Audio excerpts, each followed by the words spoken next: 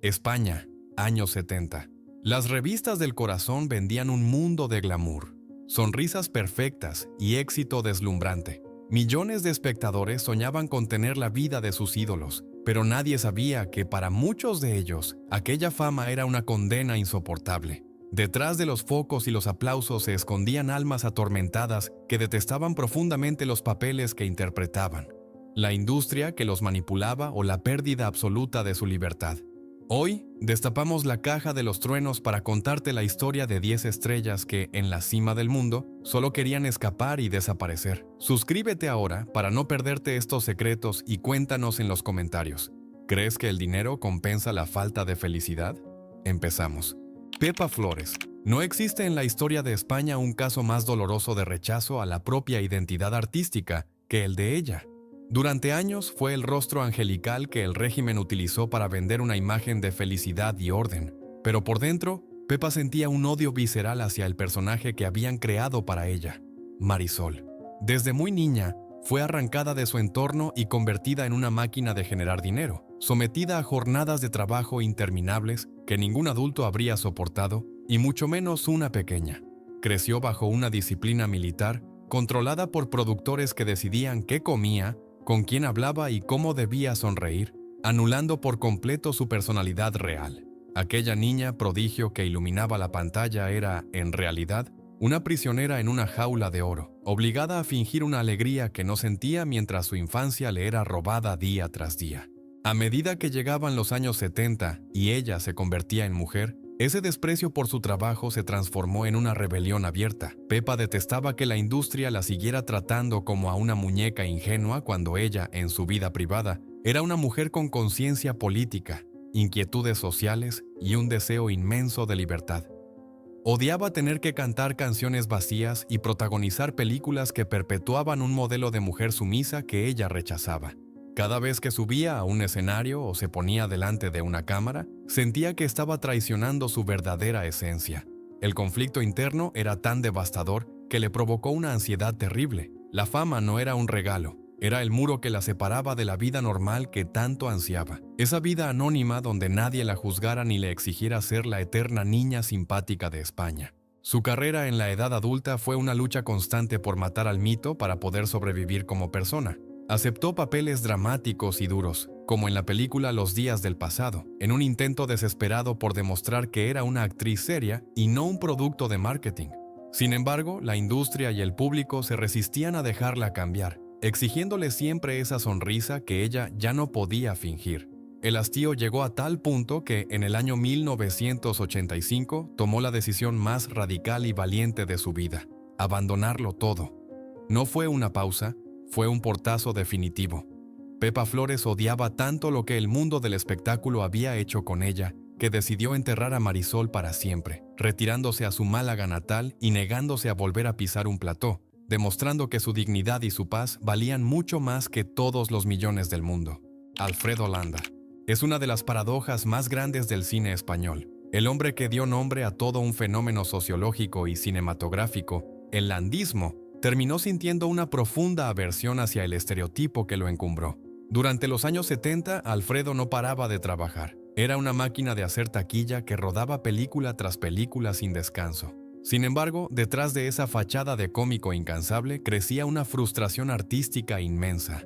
Landa, un actor con una formación teatral sólida y un talento dramático descomunal, se veía obligado a repetir una y otra vez el mismo papel, el del españolito reprimido, bajito y obsesionado con perseguir a turistas extranjeras. Odiaba sentir que su talento se desperdiciaba en guiones de baja calidad, escritos en una tarde donde lo único que se le exigía era hacer muecas y correr en ropa interior detrás de las actrices del momento. La situación llegó a ser asfixiante para él. Aunque el público llenaba las salas y se reía con sus peripecias, Alfredo se sentía atrapado en una jaula de oro y vulgaridad.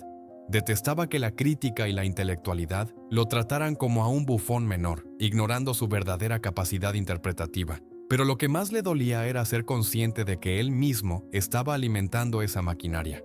Se sentía un mercenario que vendía su dignidad artística por un cheque, atrapado en un bucle infinito de comedias fáciles que, en el fondo, despreciaba por su falta de profundidad. Llegó a confesar que se sentía vacío. interpretando a un personaje que representaba los peores instintos y complejos del país. Una caricatura con la que no se identificaba en absoluto y que amenazaba con devorar a la persona real para siempre. El punto de quiebre fue definitivo y demostró cuánto detestaba ese tipo de trabajo. A finales de la década, en un acto de valentía sin precedentes, Alfredo Landa decidió matar al landismo con sus propias manos. Se plantó y dijo que no volvería a hacer ni una sola película más de ese estilo, aunque eso significara arruinarse o no volver a trabajar nunca. Estaba dispuesto a sacrificar su estatus de estrella con tal de recuperar el respeto por su oficio. Su odio hacia esos papeles facilorros fue el motor que le impulsó a buscar roles dramáticos y oscuros, demostrando al mundo en el Festival de Cannes, años más tarde, que detrás del gracioso oficial del reino había un gigante de la actuación que había estado sufriendo en silencio, esperando el momento de liberarse de la máscara que tanto le pesaba. José Luis López Vázquez, para la inmensa mayoría de los españoles, su rostro era el espejo del ciudadano medio, el hombre bajito, con bigote y una obsesión enfermiza por las mujeres extranjeras. Sin embargo, detrás de esa máscara de comediante incansable que rodaba películas como si fueran churros, se ocultaba un actor profundamente infeliz con su encasillamiento. José Luis López Vázquez llegó a odiar al personaje que le dio de comer y fama internacional. Durante la década de los 70, su ritmo de trabajo fue tan frenético y absurdo que apenas tenía tiempo para vivir, empalmando rodajes de comedias intrascendentes que él consideraba indignas de su inmenso talento. Se sentía atrapado en el papel del reprimido nacional, un estereotipo machista y casposo que le generaba un rechazo visceral, porque él sabía perfectamente que tenía dentro una capacidad dramática que la industria se negaba a explotar por pura comodidad comercial. Su frustración era un grito sordo en los platós de rodaje. Mientras el público se carcajeaba con sus gestos nerviosos y sus carreras detrás de las suecas, él sufría una depresión artística silenciosa, sintiéndose un mercenario obligado a repetir los mismos tics una y otra vez para pagar las facturas. Despreciaba la falta de calidad de los guiones que le llegaban, escritos muchas veces en servilletas de bar, y la visión simplista que los productores tenían de él. Para José Luis, el cine de consumo de aquella época no era arte, era una fábrica de salchichas, donde él era simplemente una pieza más del engranaje, obligado a rebajarse intelectualmente para satisfacer a una taquilla fácil que no le exigía ningún esfuerzo real, lo cual le provocaba una amargura que pocos conocían. La prueba de su inmenso dolor profesional es que, en cuanto tuvo la más mínima oportunidad de romper sus cadenas, lo hizo con una violencia interpretativa descomunal. Películas arriesgadas como Mi querida señorita en el año 1972 no fueron solo un cambio de registro, fueron su venganza personal contra el sistema que lo había frivolizado. Odiaba tanto al personaje del españolito medio que dedicó el resto de su carrera a demostrar que podía ser el actor más trágico y profundo de Europa, enterrando bajo capas de genialidad al bufón que le dio el dinero pero que estuvo a punto de costarle el alma y el respeto por sí mismo como artista. Carmen Sevilla. Pocas transformaciones fueron tan dolorosas y traumáticas como la que sufrió la eterna novia de España. Durante décadas, Carmen había sido el símbolo de la inocencia, la folclórica virginal y simpática que todos adoraban. Sin embargo, cuando los años 70 impusieron la moda del destape, ella se vio arrastrada por una corriente que detestaba profundamente. Para poder seguir trabajando y hacer frente a deudas económicas, tuvo que aceptar papeles que exigían desnudos y escenas de alto voltaje erótico, algo que chocaba frontalmente con sus valores tradicionales y su pudor. Odiaba verse obligada a comercializar su cuerpo en la madurez, sintiendo que la industria la estaba chantajeando emocionalmente, o se quitaba la ropa, o su carrera estaba acabada. Aquella mujer que sonreía seductora en los carteles de las películas, en realidad lloraba amargamente en los camerinos antes y después de cada toma, consumida por la vergüenza y el arrepentimiento. Rodar aquellas películas fue para ella una auténtica tortura psicológica. Se cuenta que Carmen sufría ataques de ansiedad terribles en el set de rodaje, llegando a necesitar copas de alcohol para reunir el valor de salir desnuda frente al equipo técnico, algo que la hacía sentirse sucia y vulgar. Detestaba que los directores, muchos de los cuales eran amigos de toda la vida, la presionaran para enseñar cada vez más, tratándola como un objeto de deseo para un público masculino que quería ver corrompido a su ídolo de infancia. No había arte en aquello, solo una explotación comercial despiadada de su imagen. Ella sentía que estaba traicionando su esencia y manchando un legado impecable por culpa de un cine que había perdido el norte y la elegancia.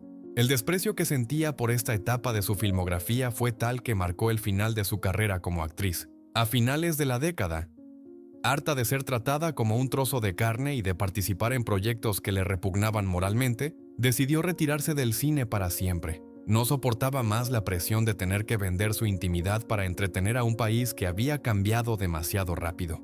Carmen Sevilla colgó los hábitos de actriz porque amaba demasiado su dignidad como para seguir pisoteándola en películas que, en el fondo de su corazón, odiaba con todas sus fuerzas. Su retirada no fue un descanso. Fue una huida necesaria de un trabajo que le estaba destrozando el alma y la autoestima. Juan Luis Galiardo. En la España de los 70, ser el hombre más guapo del país no era una bendición, sino una maldición que lo atormentaba a diario. Juan Luis tenía el físico perfecto que las productoras buscaban desesperadamente, alto, atractivo y con esa mirada de seductor que derretía a la cámara. Sin embargo, él sentía un desprecio profundo por el papel de galán vacío al que la industria lo había encadenado. Odiaba con todas sus fuerzas que no le ofrecieran personajes con alma o con conflictos reales. Para los directores, él era simplemente un maniquí de lujo, un rostro bonito que servía para decorar pósteres y atraer al público femenino, pero al que se le negaba sistemáticamente la oportunidad de demostrar que sabía actuar. Esa sensación de ser un objeto decorativo, exactamente igual que les pasaba a sus compañeras del Destape, le generaba una frustración tan violenta que empezó a devorarlo por dentro, convirtiendo los rodajes en un suplicio insoportable. La presión de mantener esa imagen de triunfo y perfección las 24 horas del día lo llevó al límite de la cordura. Juan Luis detestaba la frivolidad del ambiente en el que se movía, donde las conversaciones giraban en torno al dinero y las apariencias, y donde nadie se preocupaba por la cultura o el arte real. Su rechazo hacia su propio trabajo era tal que desarrolló una hipocondría severa y graves problemas de ansiedad, buscando desesperadamente una salida a esa jaula de cristal. Se sentía un impostor, ganando fortunas por hacer un trabajo que consideraba mediocre y que insultaba su inteligencia. Llegó a confesar que se miraba al espejo y no reconocía al hombre que veía. Odiando la máscara de éxito que tenía que ponerse cada mañana para salir a la calle y satisfacer a una sociedad que solo quería consumir su belleza física, sin importarle lo que él pensara o sintiera realmente. La situación se volvió tan insostenible que su única opción para no perder la vida fue la huida radical. A finales de la década, en un acto de supervivencia extrema, Juan Luis Galiardo decidió destruir su carrera en España y marcharse a México. No fue un viaje de placer, fue un exilio voluntario para escapar de los demonios de una industria que lo asfixiaba y que no le dejaba respirar. Tuvo que tocar fondo y alejarse miles de kilómetros para poder matar al galán de moda y dejar nacer al actor de carácter que llevaba dentro. Su historia es la de un hombre que prefirió el olvido temporal y la distancia antes que seguir siendo el títere guapo de un cine que le robaba la identidad y la salud mental, demostrando que a veces el éxito es la prisión más dura de soportar. Charo López.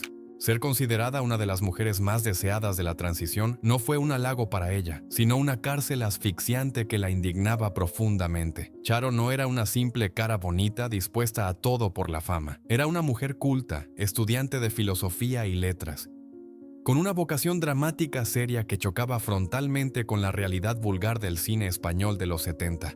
Odiaba con toda su alma que los directores y productores la miraran como si fuera un pedazo de carne en una carnicería, ignorando por completo su talento interpretativo para centrarse únicamente en su fotogenia y en su capacidad para atraer al público masculino a las salas. Sentía una repulsión física hacia los guiones que le llegaban, historias vacías y machistas, donde su única función era ser el objeto decorativo y silencioso al lado del protagonista masculino, algo que hería su orgullo y su inteligencia. La presión para que se desnudara ante las cámaras fue una guerra constante que la dejó exhausta.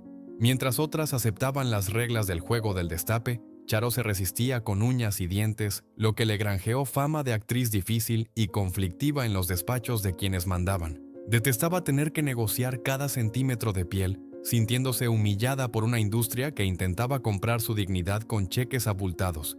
Para ella, cada papel en aquellas películas comerciales era un trago amargo, una traición a sus principios artísticos que la hacía volver a casa sintiéndose sucia y utilizada.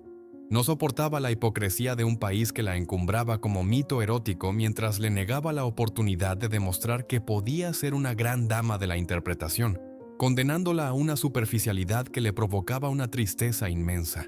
Su odio hacia aquel tipo de cine fue el motor de su resistencia. A diferencia de muchas compañeras que fueron devoradas por el sistema, Charo López utilizó esa rabia para decir que no a proyectos millonarios y esperar su momento, aunque eso significara pasar temporadas sin trabajar. Luchó contra viento y marea para borrar la etiqueta de mujer fatal y demostrar años más tarde en series de televisión de prestigio como Los Gozos y Las Sombras que tenía razón. Su historia es la de una rebelión intelectual contra una época que despreciaba a las mujeres pensantes, una batalla ganada a pulso por alguien que prefirió ser temida por su carácter antes que ser amada, solo por su cuerpo. Gracita Morales. Detrás de la voz más inconfundible y cómica de la historia de España, se escondía una mujer que lloraba en silencio cada vez que se apagaban las cámaras. Gracita fue la reina de la comedia, la eterna empleada del hogar que hacía reír a carcajadas a millones de espectadores con su tono agudo y sus gestos nerviosos. Sin embargo, ella sentía un rechazo profundo hacia ese estereotipo que la había devorado.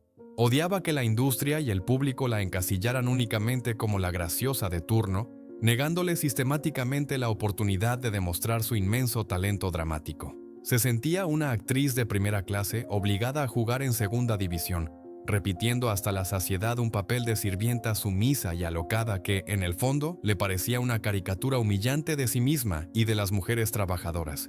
La frustración profesional se convirtió en su compañera inseparable. Gracita trabajaba a un ritmo inhumano, rodando varias películas a la vez, empujada por unos productores que veían en ella una mina de oro y a los que no les importaba en absoluto su salud mental. Ella detestaba esa maquinaria que la exprimía sin piedad, sintiendo que nadie la respetaba como artista, sino como un bufón necesario para levantar películas mediocres. Su dolor era tan grande que, según cuentan sus allegados, muchas veces llegaba a casa destrozada, maldiciendo el personaje que le daba de comer, pero que le estaba robando la vida. La tristeza de saber que tenía mucho más que ofrecer y que nadie quería verlo la fue sumiendo en un pozo de melancolía del que nunca logró salir, buscando refugio en la medicación para soportar la angustia vital de una carrera que no la llenaba. El final de su trayectoria fue el castigo cruel de una industria ingrata. Cuando el cine de barrio pasó de moda y llegaron los nuevos tiempos de la democracia, aquellos que se habían enriquecido a su costa la abandonaron en la cuneta sin miramientos. Gracita murió prácticamente sola y olvidada, con la pena inmensa de haber sido la payasa de España cuando ella soñaba con ser una dama del teatro trágico. Su odio hacia su propio encasillamiento es el testimonio más triste de cómo el éxito mal entendido puede destruir a una persona sensible, convirtiendo su don natural en su mayor condena y dejándola atrapada para siempre en la piel de un personaje que terminó odiando con todas sus fuerzas. Andrés Pajares. Junto a Fernando Esteso formó la pareja más taquillera de la historia del cine español de la democracia, pero el precio de ese éxito masivo fue una insatisfacción personal que lo carcomía por dentro.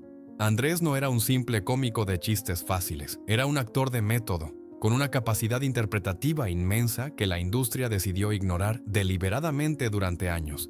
En la década de los 70 y 80 se vio obligado a rodar películas de guiones absurdos y situaciones picantes, interpretando una y otra vez al mismo personaje de hombre de barrio obsesionado con las mujeres. Odiaba profundamente que los directores y el público lo redujeran a una caricatura, sintiendo que estaba desperdiciando sus mejores años profesionales haciendo el payaso para enriquecer a productores que no valoraban su arte ni su sensibilidad.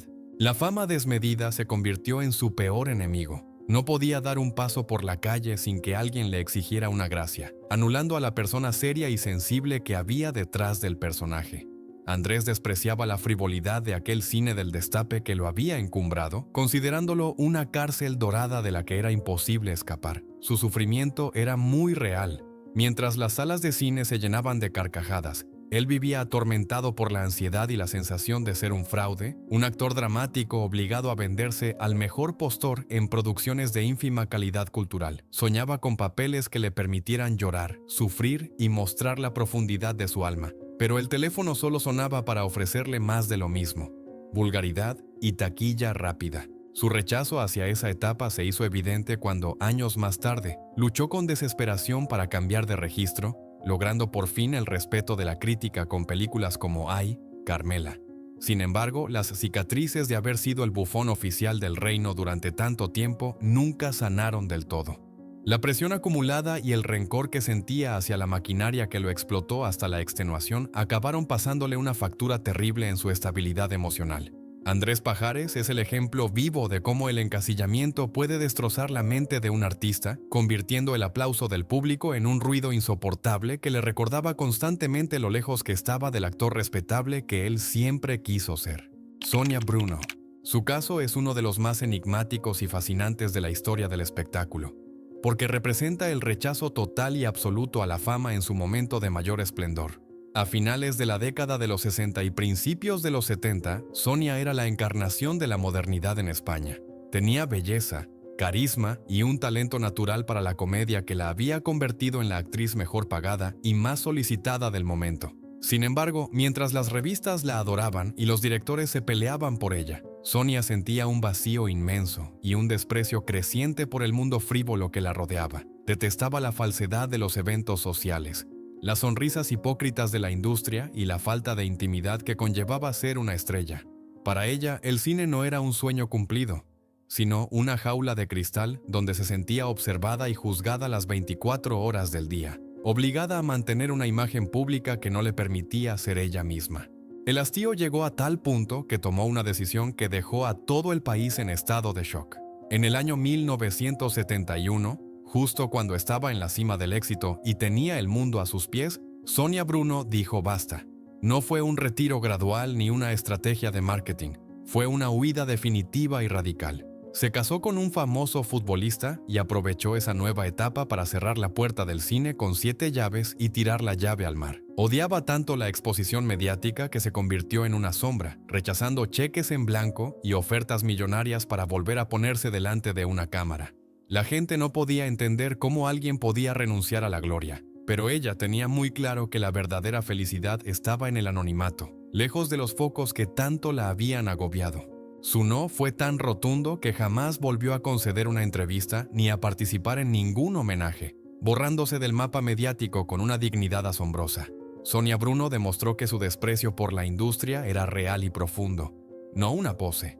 Prefirió ser la dueña de su silencio y de su vida familiar antes que seguir siendo la muñeca de moda de un país que devoraba a sus ídolos. Su historia nos recuerda que, a veces, el mayor acto de rebeldía y de amor propio consiste en bajarse del escenario cuando todos te aplauden, simplemente porque te has dado cuenta de que esa vida de luces y mentiras no vale la pena.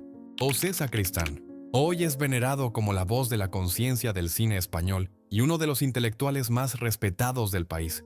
Pero hubo un tiempo en el que José Sacristán se miraba al espejo y sentía una vergüenza profunda por su trabajo.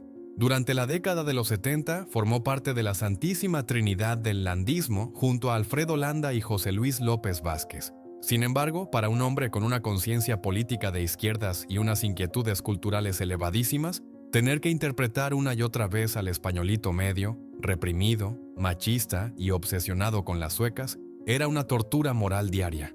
Odiaba profundamente esos guiones que, según él, contribuían a adormecer la mente de un pueblo que necesitaba despertar tras la dictadura.